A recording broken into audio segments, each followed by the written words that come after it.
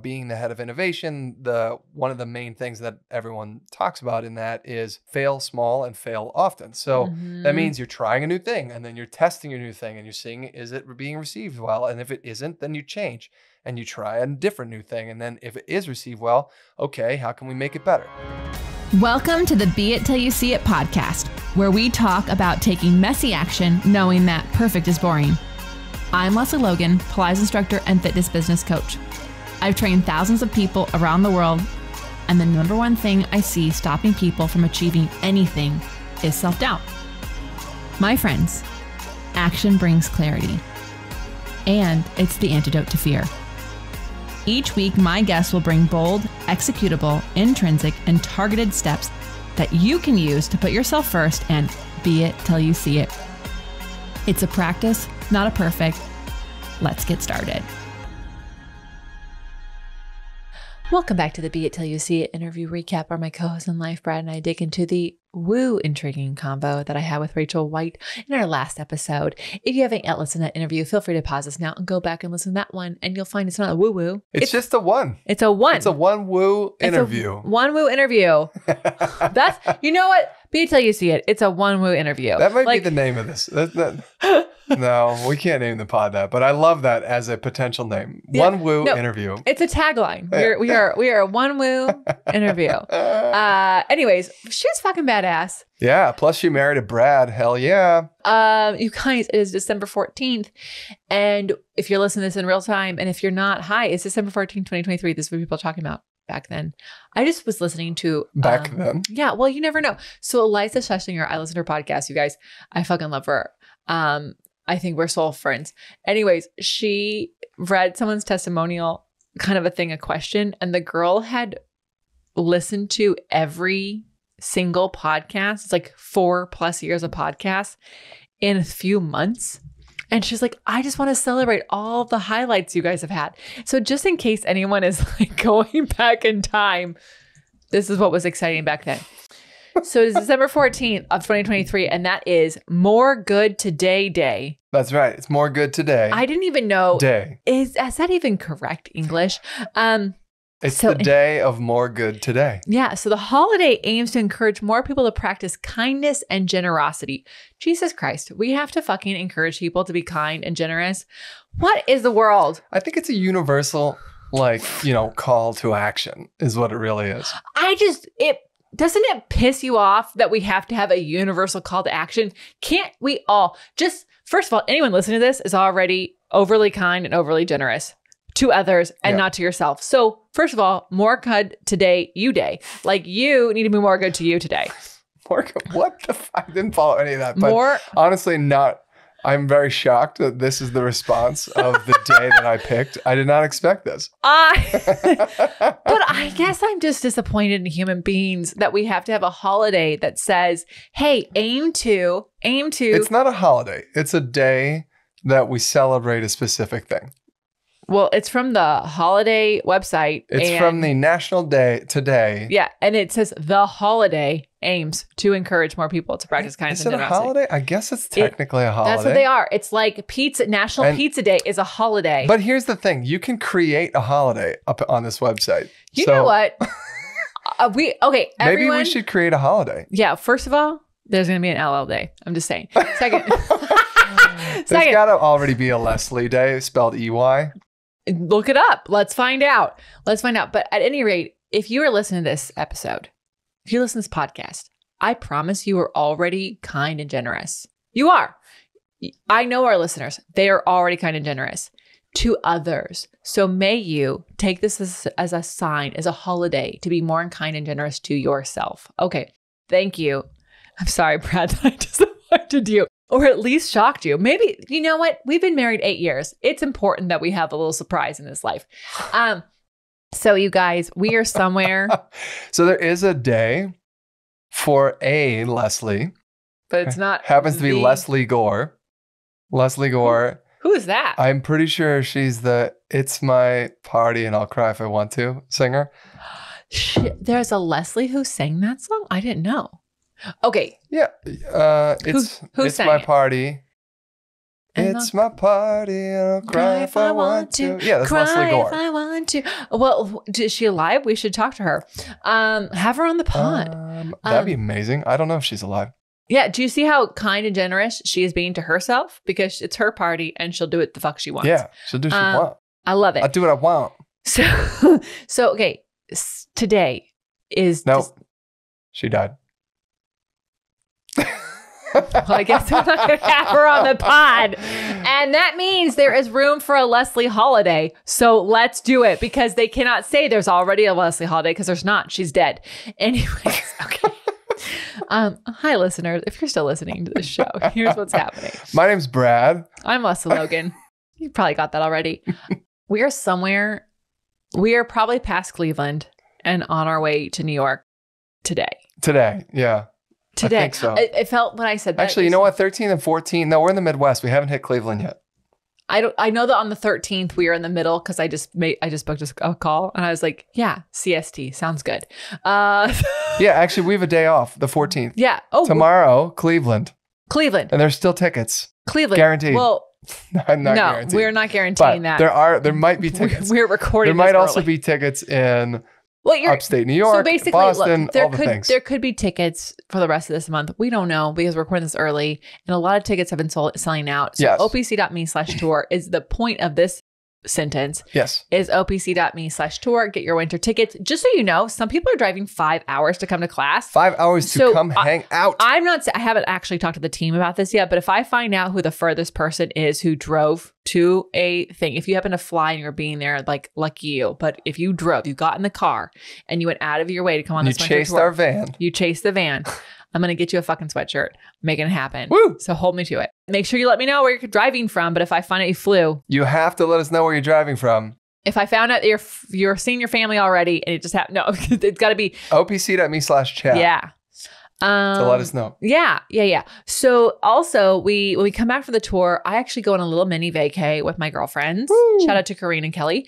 They've been on the pod. And then we kick off Elevate. Yeah. So if you are listening to this now, and at this point, there's already people who are about to snag some spots. But if you're listening to this now and you are a teacher who is exhausted, burnt out, and like wishing you were more confident and had time for your own practice and actually knew the why behind the what, Elevate is for you.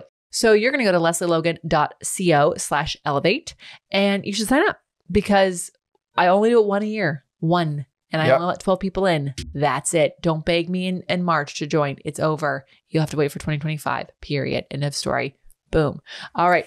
Also, in January, we are opening the doors up to Cambodia. We are. And this is like my favorite thing in the world. If you are on the wait list, you are actually going to be, the doors are opening for you first. So if you are not on the wait list, we're not opening up to you until the wait list gets their turn. And the wait list gets the best price. Yeah. So actually, you're going to get a legit hookup, like absolutely worth being on a wait list hookup. $600 off. It's like $600 off a ticket. Yep. Yeah.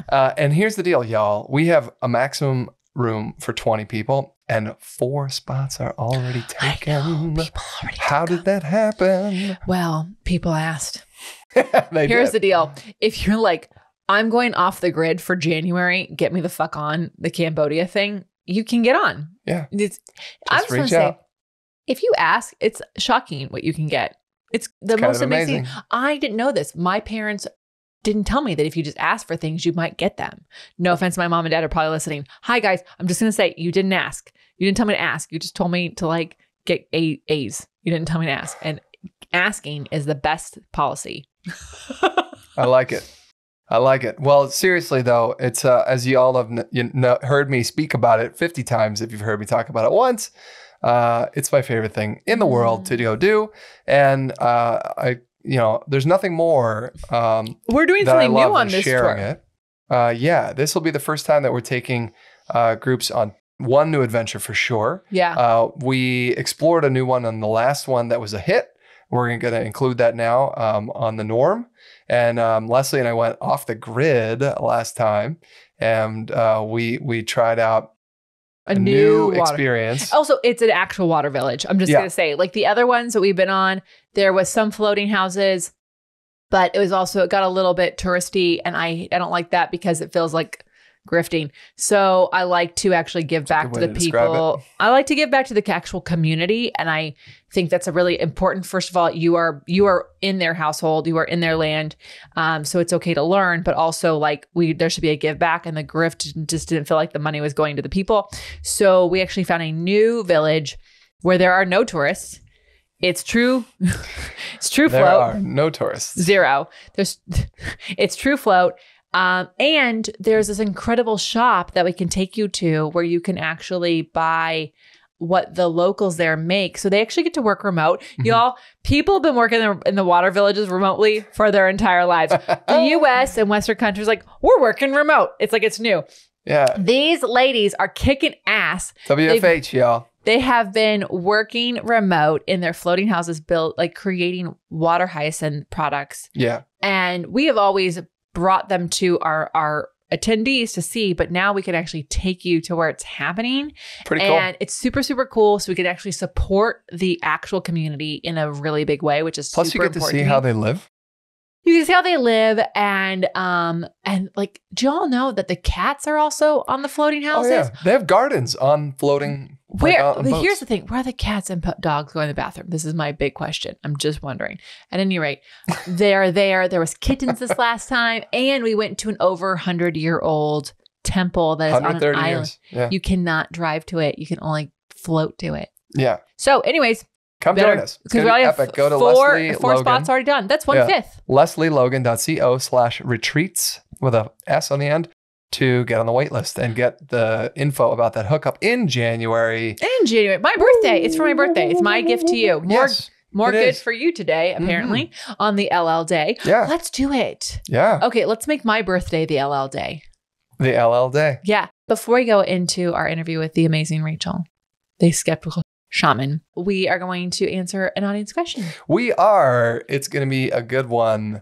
All right. Lesley, what Pilates exercise are you currently working on? Oh, I love this. So we got tagged because this amazing human was working on their big twist teaser off the window chair. On the window chair, it's not off of it. You should stay on. It's important. And they were like, your videos have been helping me. And I was like, oh my God, that's amazing. And they was like, what Pilates exercise are you working on? And I was like, oh, that's so fascinating. And I think it's important that you hear a whole answer, which is a little long and short. I oftentimes stop doing an exercise I'm working on to work on it. So, for example, my answer to a question was, this particular week, I am actually incorporating more headstands and handstands into my practice. So there are some headstands on the reformer and there's a handstand on the ladder barrel. And I took the whole summer off of those exercises to do other things in the Pilates repertoire to ready my body for them. So this is something I go over with elevators and OPC members all the time. It's that practicing an exercise you can't do over and over again is just going to make you pissed off. It just is. If you're not good at something, doing it over and over again isn't going to make you go, I'm slaying. It's going to make you feel like shit. So what I do is actually take a break from an exercise that I've been really trying to find a new connection to. And I look at all the exercises that could be in that exercise. And then I do those. And then I come back to it. So I'm proud to say that this week at the time of recording, I'm slaying my headstands and my handstands because I took the summer off from them and I did exercises that would build that strength and stamina up. This is my philosophy too, y'all. I take some time off. Brad's been taking so much time off to ready his entire Pilates practice. I usually take off 9 months at a time. What are you like? And then when I come back, having a baby? When I come back for 1 week, I'm like amazing. Having his Pilates baby over here. So that was what I was working on at this moment. Now that we are on tour, I only have access to my mat and my reformer and my window chair, which is still a lot compared to most. But it's inconsistent. And so what I am actually focusing on is I have a tendency for my pelvis to be a little bit unstable because I have a hypermobile back, especially my lower back. And something that's been pissing me off in my yoga practice is I still can't do a handstand 15 fucking years later. So, but also one of the headstands in Pilates is I'm not doing well because my pelvis is unstable. So I am working on I hate saying stabilizing my pelvis because that's a terrible cue. So don't use it. What I am working on is strengthening my center so that it stabilizes my pelvis, because your pelvis should move, people. Yeah. It's just that it should move because you moved it and not on its own. So anyways, to answer your question, every day is a different day. And it really depends on what I'm doing. But I tend to avoid the exercise I'm working on and instead work around it and then check back in. Yeah. And you should do that too. It's a great way to do it. I dig it. If you have questions you want a weird answer to, I'm really good at it. You should write them into the Beit pod. We like to be honest and direct at the same time. We're really good at that. Okay, now let's talk about Rachel White. From hosting the Skeptical Shaman podcast to creating the Totem Tarot deck, Rachel offers a grounded perspective on spiritual exploration and how to use your intuition muscle. Yeah. So, you guys, she had me at Skeptical Shaman. Skeptical. Can I not say this? Am I saying it wrong? You're saying it correct, but you're second guessing yourself. It's not like skeptacular. It's skeptical. You got this. Skeptical Shaman. It's not Skeletor. Skeptical. You guys, maybe there's like my second grade self, which was like sent to speech therapy, is like traumatically coming back. The Skeptical Shaman, she had me at that because I was like, okay, hold on, I'm in. Also, like, I have a hard time when anyone calls himself a shaman. Like, I'm like, are you like, but anyways, we don't have to get into it. So I read her stuff and I was like, oh, fuck yeah, I'm in. Right. And she's also, I love her. She's direct and she's honest.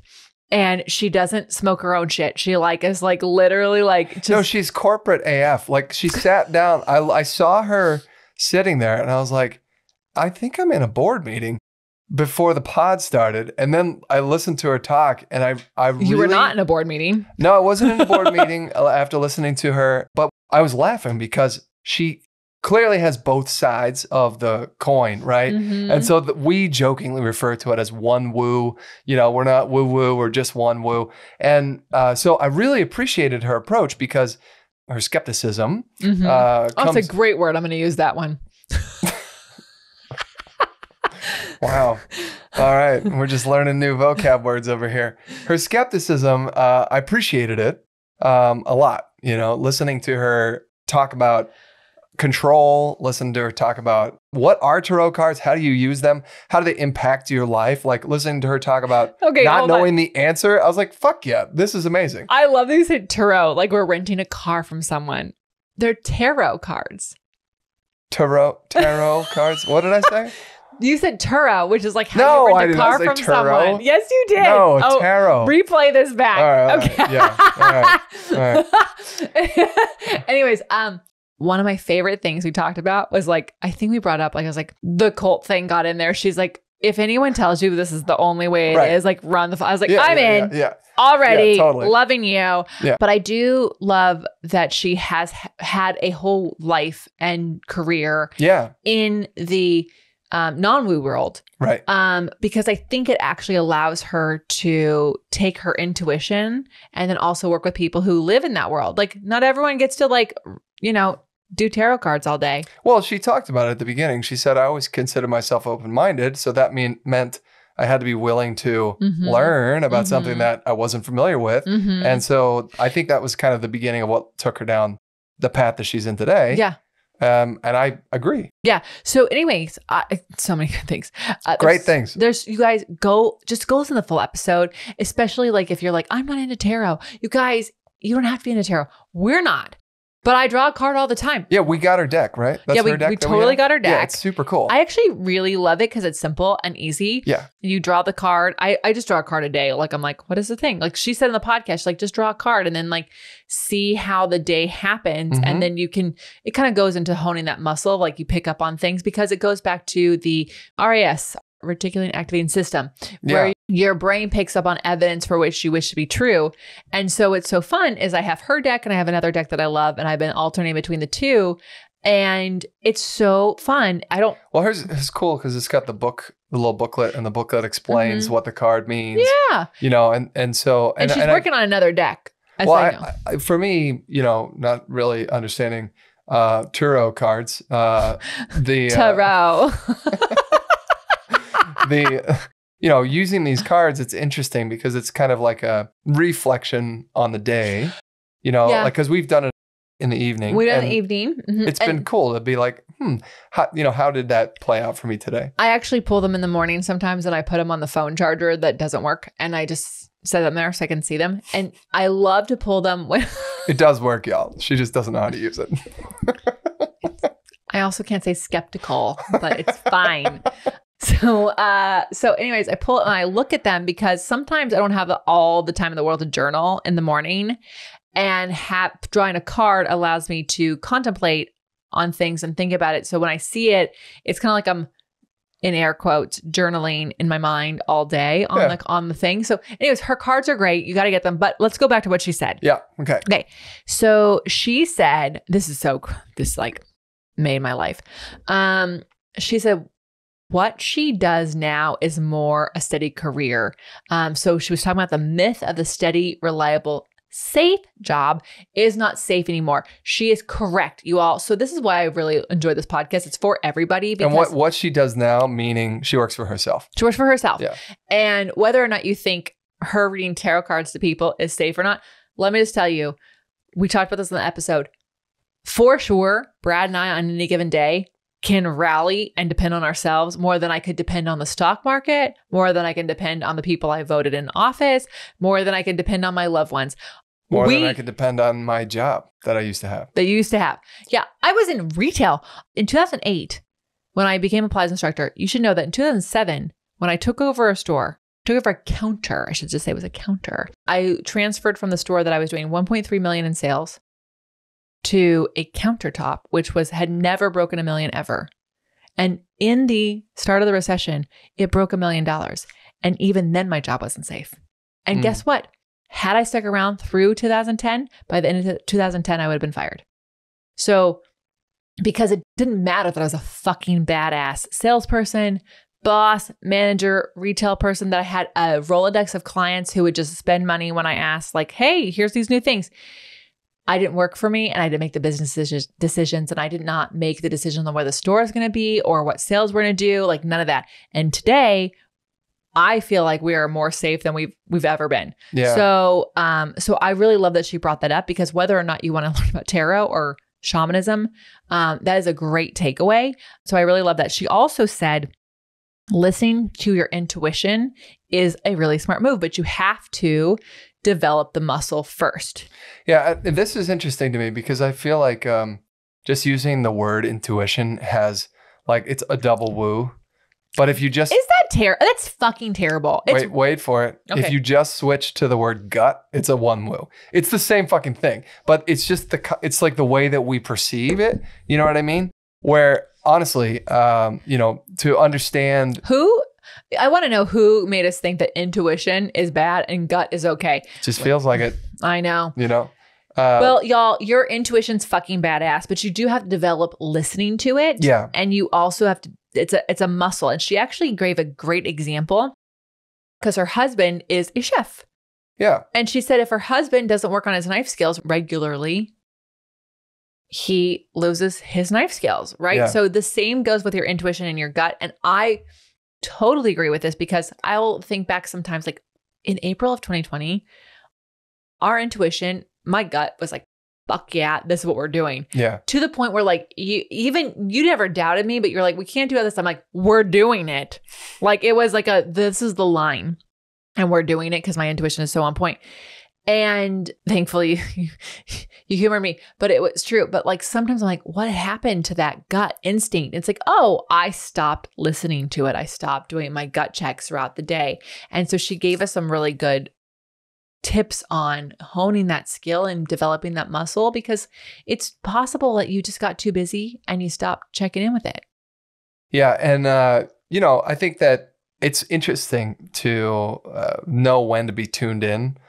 Honestly, it's something if you practice on a consistent basis, then you are way more aware of it, right? But if you're under stress, you're feeling a lot going on in your body, like all the like in a certain moment, right? It actually might just cause fear instead of like awareness, confidence, or like direction. Yeah.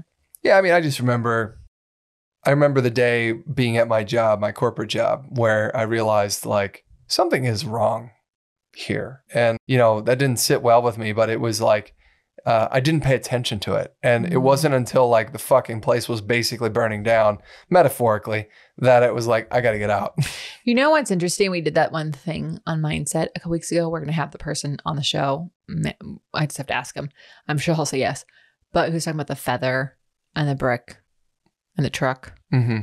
And like when you had that, oh, something's wrong here. That was a feather. It was like a little feather touch. Yeah. So was your intuition going, hello, hi? But sometimes we don't listen and then you have to get hit by a brick. Yep. And then some people don't like to listen to bricks and they wait for the truck to hit them. But anyways, you waited, you listened. So, but it's a muscle and it can be scary to listen to it because it can be unknown. Typically it is like, yeah. So anyways, you guys have to listen. It was so good. Yeah. So I really loved when she talked about, like this, like, how do you listen to your intuition? And then allowing that to be like in both your personal and professional aspects of your life. Like I've mentioned this before, but my ex was very empathetic, right? And empathy was her strength. Oh, empathetic. Yeah, empathetic, right? So she had this intuition that she was connected to other people in a weird way.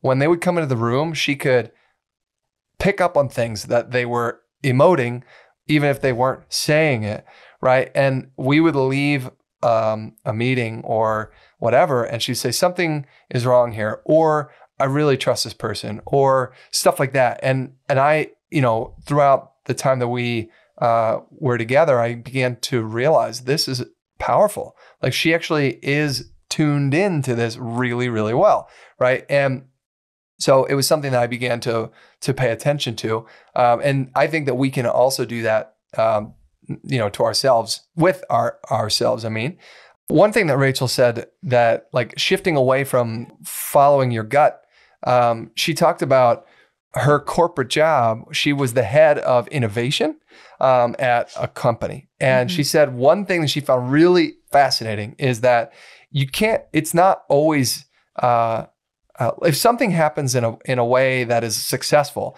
it's not guaranteed that you're going to be able to reproduce that success, right? She said a lot of success can just never be recreated. And what I thought was interesting about that is, I don't know, I feel like the idea is you have to be constantly learning.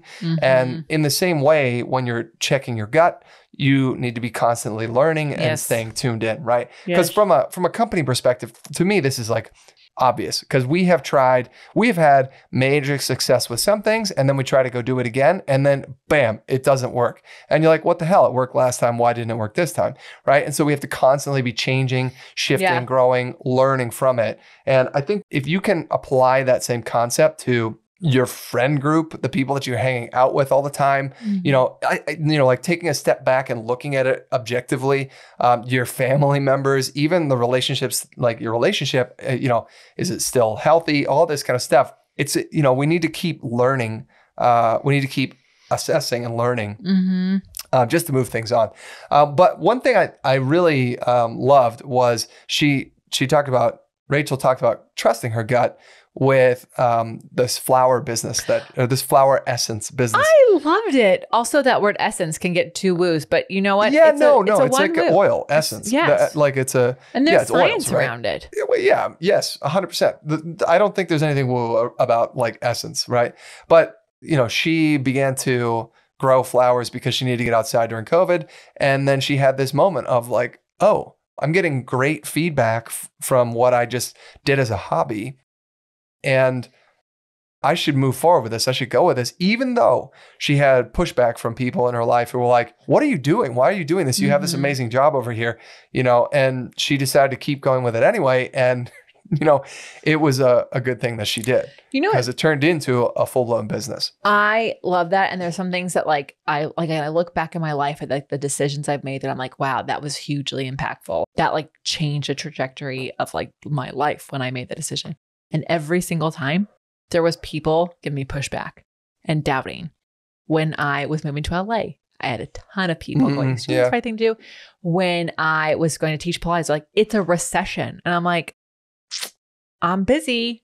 I don't have to say, like, I have to quit my job because I can't do both.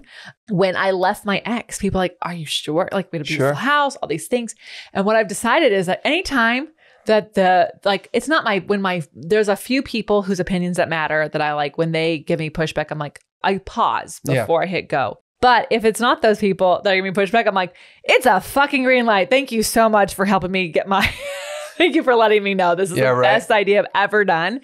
Because people are just making decisions or making comments based on their fears and their own filtration system. It's not with you in mind, and it's not personal, and it's not harsh. So I love that she got pushback, but also went through it anyways, because it is a sign that she was like, there's something here. Like it's hitting her gut, but it's also hitting her mind, and like it's talking to her. And it turned out to be a really great decision for her. Yeah. And also I don't think it was like a huge buy-in, when she first was getting started, and because she talked about, being the head of innovation, one of the main things that everyone talks about in that is fail small and fail often. So that means you're trying a new thing, and then you're testing your new thing, and you're seeing, is it being received well? And if it isn't, then you change and you try a different new thing. And then if it is received well, okay, how can we make it better? Hold on.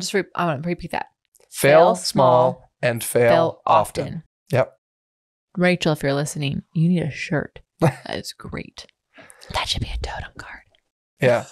I don't know. I have no idea how she actually said fail small, fail early, and fail often. Yeah, that's what she said. That's 3 fails. That's 3 fails. That's great. I love a threesome. Anyways.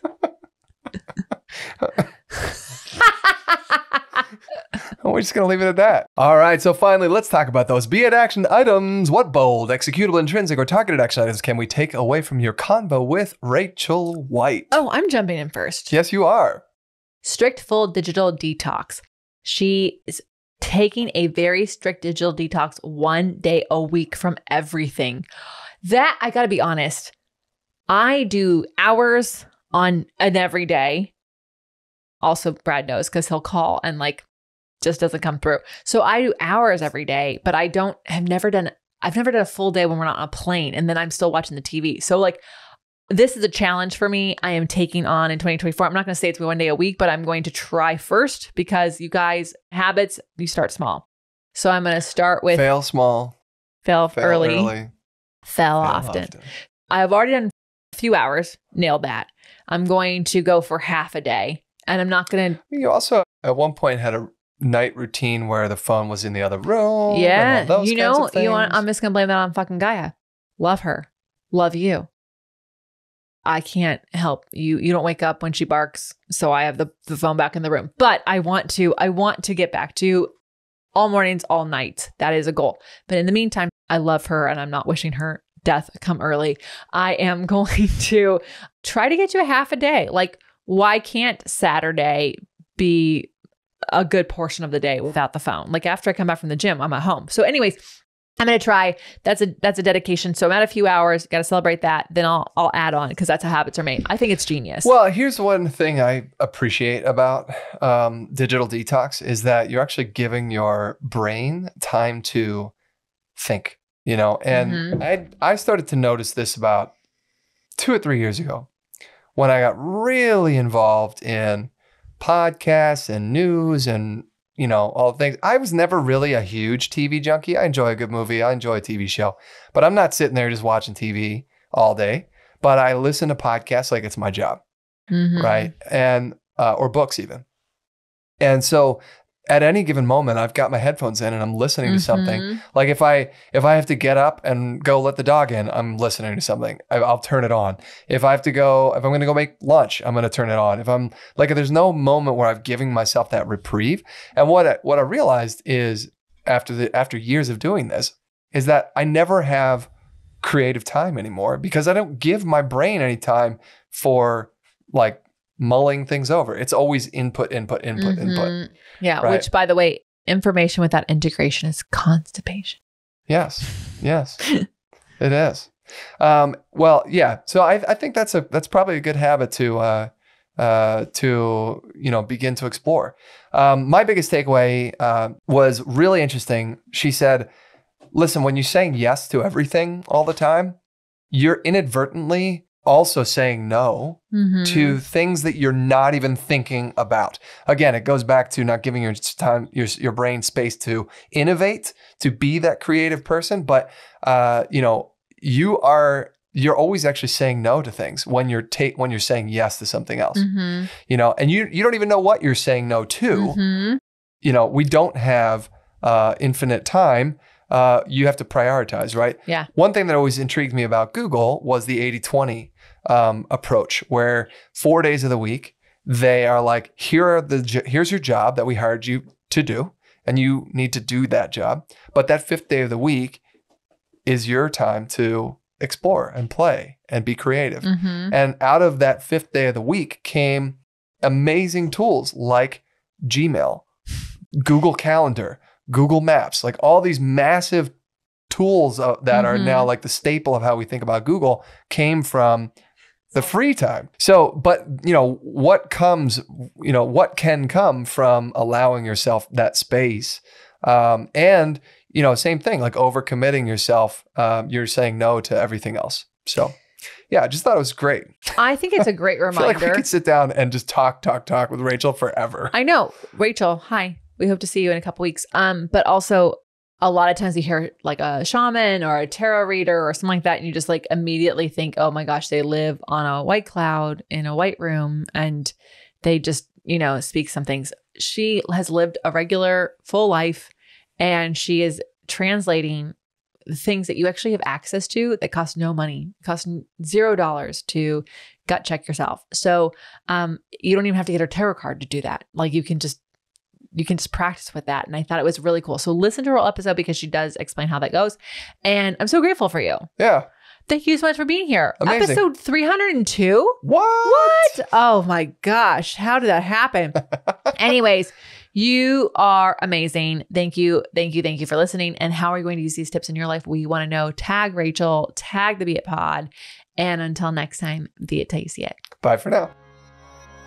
That's all I got for this episode of the Be It Till You See It podcast. One thing that would help both myself and future listeners is for you to rate the show and leave a review. And follow or subscribe for free wherever you listen to your podcast. Also, make sure to introduce yourself over at the Be It Pod on Instagram.